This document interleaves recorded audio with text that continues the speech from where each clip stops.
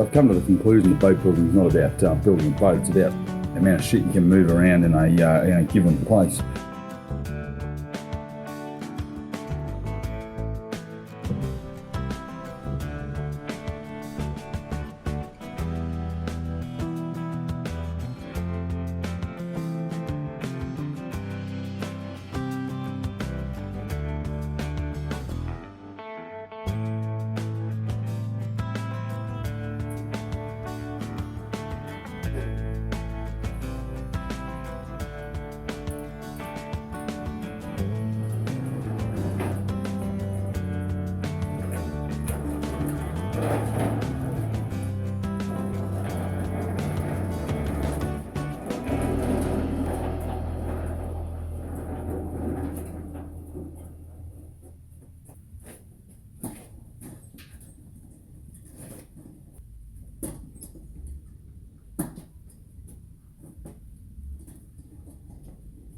I've come to the conclusion that boat building is not about building a boat, it's about the amount of shit you can move around in a given place. I've never actually had to move so much stuff in my life, it's just heavy stuff I've got to move all the time, and essentially by moving everything out of the way I'm able to stop any chance of fires. I've got a heap of wood and chemicals down here that need to be moved before I can grind or use my plasma cutter. So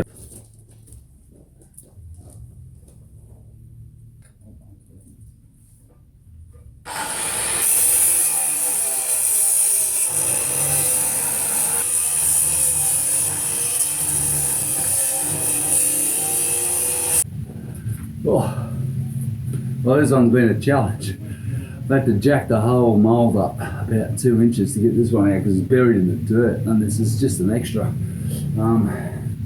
Man.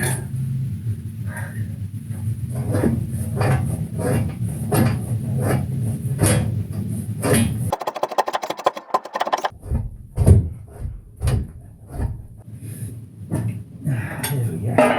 Oh. Physical shit.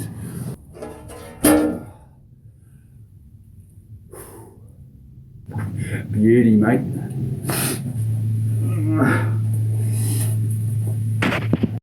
So I'm going to step it back a little bit to this pretty rugged animation that I did a few months ago with the lifting rig that requires some building to be able to manoeuvre the mould in and out for demoulding, to be able to then rest the unit on the truck or the boat on the truck as I continue to build.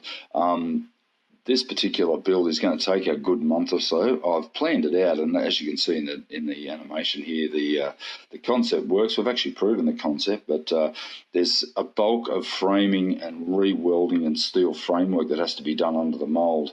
But right now I'm going to concentrate on getting the truck ready to be able to move it out and then get on with the lifting of it. Well, Dougie, you might be proud of me, or you may not be. I've invested in a very cheap plasma cutter because I'm sick and tired of grinding and welding and drilling with blunt drill bits. So hopefully this is going to be the business. For all this work I've got to do on this lifting trolley, Doug at SVCK, you'd be proud of me, son. Got to punch a hole through here, similar to this sort of hole here, to hold the bracket like the one on the other side there, but I've decided to use a spanner head as a template. Hopefully my plasma cutter will cut a pretty reasonable hole through there. I know it cuts through the steel, I've tried it, but that's going to be my template. I know you can buy proper drilling templates for a plasma cutter, but this may or may not go well. I'm not convinced, but I've seen guys do it on YouTube, a bit like myself, so it could be a bit of a cack, could totally root it up too. So let's give it a go, eh?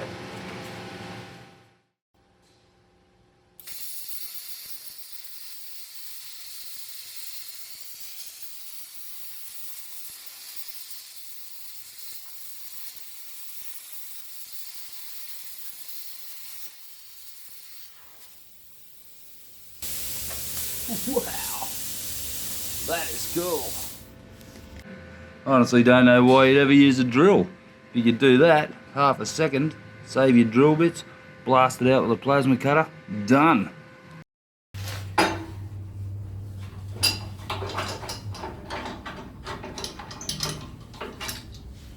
You know what they say, if you can't beat them, buy more tools. That's the way it is.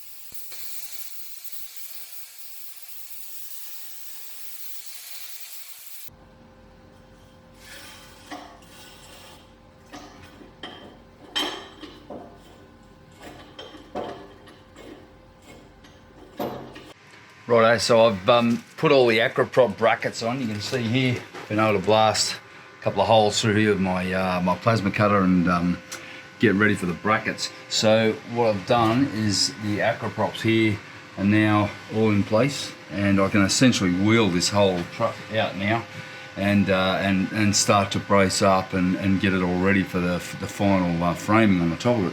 So this goes on in conjunction with what's going on up above me as well, because there's quite a lot going on up there as well. But it's just this time I need to start thinking about the movability of it all, to the logistics of it, of moving it around and being able to demold, move, and ultimately have a resting place on my boat until completion. So that's what this truck's all about. It always was. It's been a bit of a prig of a job, but you know, that's what it's like here on the mould.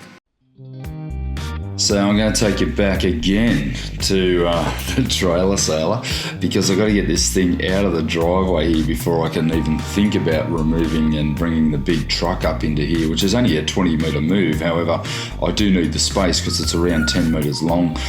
So anti-fouling was the next order of the day. I got this done over the period of about 3 days. The sanding honestly was not a great scene. I know how much you guys love to watch me sand, but it's just getting a little bit ridiculous. All the fittings had to be removed. I made sure that I sanded well up into the keel centerboard box to make sure that I anti-foul all that correctly. Now I put on 2 coats of primer and then 3 coats of anti-foul during the course of this job. So it was a very, very satisfying job to get done. And to be honest, I'm glad I don't have to do it very often, but I did the keel. I made sure that the entire keel and box and everything was prepared correctly. And this is the process that ensued. So enjoy this, a little bit more sandy for a change.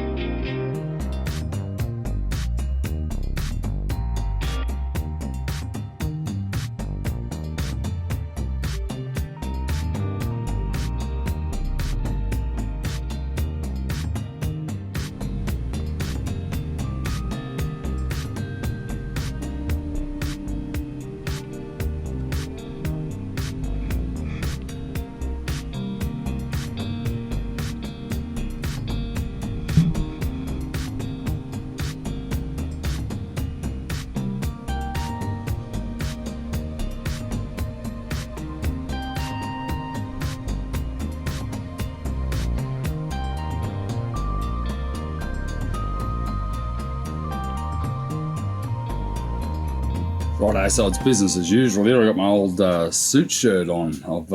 I'm sick and tired of being covered in paint and shit, but you can see a bit of anti-fouls actually landed on me here. This stuff is a highly thickened material that needs to be put on in 2 or 3 coats of rolling. I'm actually choosing to roll it onto my boat, but by rolling it on, it gets a little bit messy.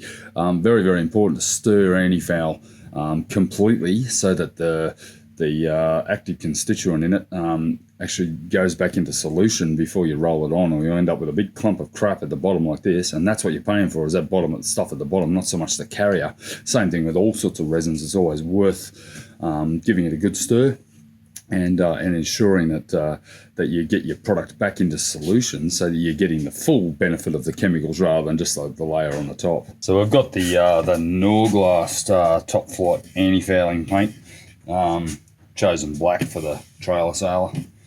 Like to keep things a little bit monochrome, but yeah, stirring it, you can see how thick this stuff is. This needs to all go back into solution before you even think about starting to roll.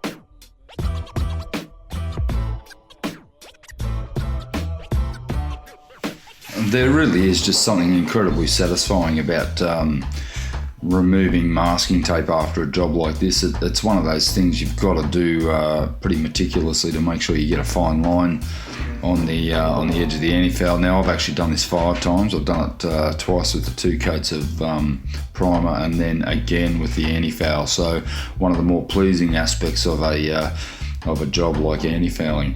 Now, at the end of that, we had to put the boat back onto the trailer. That was a simple matter of having someone winch while we reversed the trailer back underneath, and then remove the pallet rack, pallet jacks, and the pallets from under the rear of the boat, and the job was done. So in all, it was a pretty simple process. It was pretty time consuming, and I've got to thank the guys from next door, because they came out and gave me a hand to get that yacht back onto the trailer, and it was time to take it home to put it on the mooring.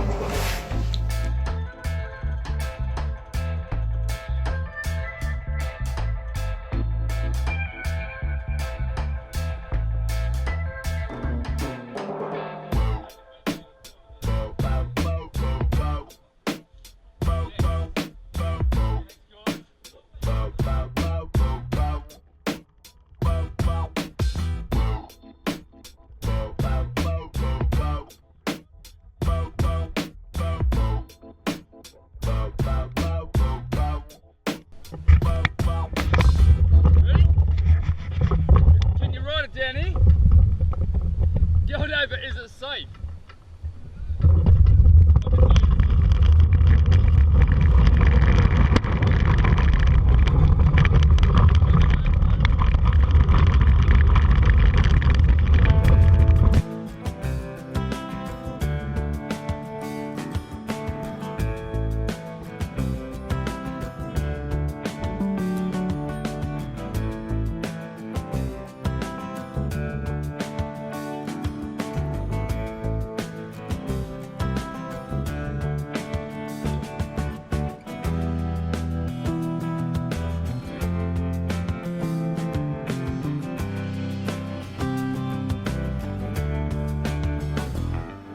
I'm here at the end of episode 35. I didn't even think I'd get 3 episodes out when I began putting these videos together and recording this build. I guess what's taken me a little bit by surprise is the elements that have to be sort of coerced into place all at the same time, and including in my build in particular, the glassing, the logistical management of the materials, the actual mould itself, the site, the fact that I'm trying to do it pretty much on my own, and that can't be underestimated, is the amount of planning I have to do to make sure that I can physically manage what I'm doing. And I do get great assistance from the guys in our factory complex. I mean, they're unbelievable people, absolutely brilliant guys, and I love the fact that they're there.